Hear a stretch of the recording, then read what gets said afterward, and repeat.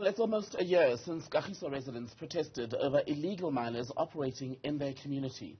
Community members say, however, not much has changed since then. They expected to hold a meeting tonight to discuss the way forward.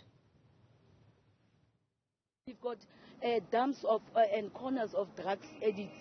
But if those boys that are in the corners there, they can find jobs, do you think we can have so much drugs that are happening? Even where we are standing, you can see them, they will go around here. We've got drug addicts. But if these people can hire the local people, then I think we can talk something, we can have something. We're just hoping and betting to say, can the judge stand with the community and understand the frustration that the community is going through?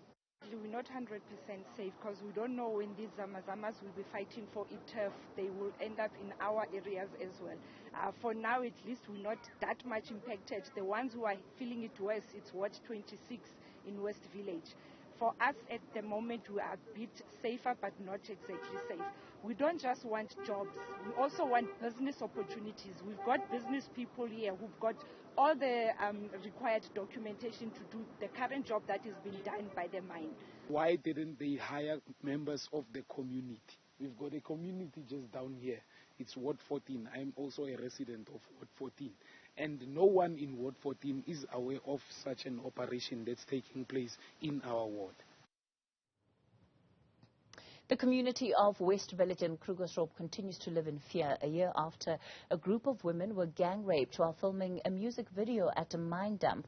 Police were briefly deployed and dozens of illegal miners rounded up for their crimes, but all those charges were subsequently dropped. For more on the situation there, we're joined by community activist Nicolene Trom. Nicolene, good evening to you. Thank you so much for your time. There was nothing greater than the slap in the face that was not only received by those women that survived the gang rape, but the broader community, that all of those dozens of arrests made by police came to nothing, in that all of those suspects were all released. The charges against them were dropped because there just wasn't sufficient evidence. Good evening. Thank you for having me. Yes, it has been a roller coaster ride since last year. As a matter of fact, we had an event just last Friday. We were hoping that we would be able to get a feedback, not necessarily tampering with the merits of the case, since we were told that the case is still ongoing. Last year a lot of arrests were made. However, I think they failed to prove beyond reasonable doubt that the suspects that they had were the perpetrators. So, once again, our justice system has failed us. But moreover, the community has failed. We as a community are failing ourselves by not coming forward and bringing the tangible evidence that will help to keep these people away for a very long time. Nicolene, when you talk about the event last week, is this the event that was held by the Department of Justice, basically educating the community about the latest legislation around sexual offences and also the services that the department provides? It was an event hosted by a foundation called Umntu Ngumntu Ngabantu, which is a community-based foundation in collaboration with the Department of Justice in scourging the gender-based violence issues in our communities. So because it was a year since the Krugersdorp rape case happened, we used that day to actually come out and say things needs to change in our country. We can no longer be complacent with the hype that is happening for a period of time, and then after that hype, it all goes quiet, and as if nothing has ever happened. Hence, we were demanding for feedback as to the cases that have been taken to the Department of Justice, taken to court,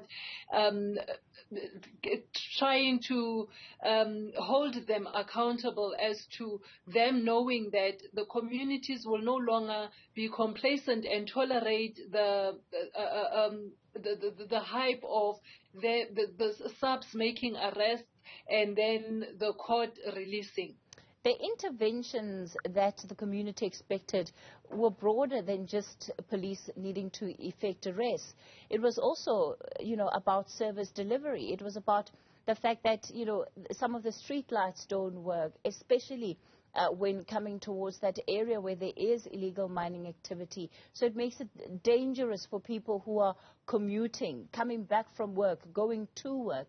It makes them vulnerable to that kind of criminality. Has that changed? Are you seeing more engagement from the local government there that would, of course, be responsible for responding to some of those issues? Well, it was not some of the street lights. West Village has been a neglected, rejected, and abandoned community. There hasn't been any change in regards with that. The West Village still does not have street lights. However, the community then started to do things for themselves and contribute towards the street lights in some parts of the community, not the whole West Village, just to prove that when the community stands together and is able to do things for themselves, they are far effective than what the municipality can do. Because we had all those promises on national TV and on newspapers, but nothing was nothing was manifested. All the promises that have been made. West Village still does not have street lights. The city in West Village is a concern, amongst other things. All right, Nicolene, that line too seems to be deteriorating. Let's see if we can continue just on this last note. I don't want to just sweep over what you're saying. I think it's important to highlight it, that your community feels that you have been rejected and dejected. What is it that you would like officials to know tonight about where you stand as a community and the fact that you've basically been left with little choice but to rise up for yourselves and provide services for yourselves that you should be getting from municipalities? What the authorities should know is that West Village has taxpayers.